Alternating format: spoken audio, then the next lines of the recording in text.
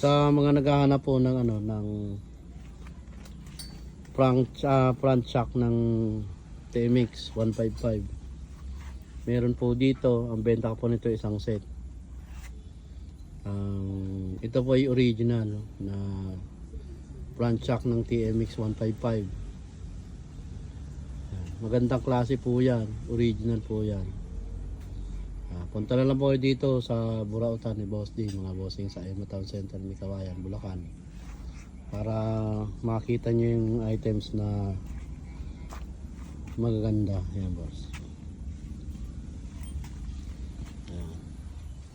At saka mga yung naghahanap ng tambucho ng SkyDrive mga boss, ayun o, meron tayo isa.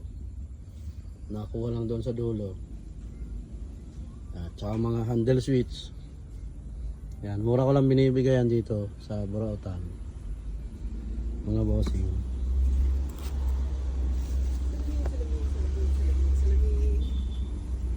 Yan, marami pang mga shop. Mga naghahanap ng mga brake pad sa kanilang motor. Ito, may CB110, KLX 150, PCX 160, Honda Wave 125. Ayan, halo-halo na po kasi rito, kayo pipili ng ng pyesa. Ayan mga boss. Mura lang po sa sa mga brake pad natin. Ang brake pad po natin, lahat ng klase ng brake pad, 50 pesos ang isa. At sa mga wholesale naman, binibigay ko ng 30 pesos. 6 pataas yung presyo ng 6 na piraso. Binibigyan natin ng yon, wholesale 30 pesos ang isa mga boss.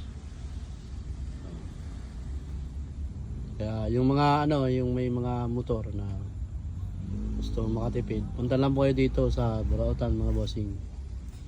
Mura lang ang brake pad at saka brake shoe natin mga bossing.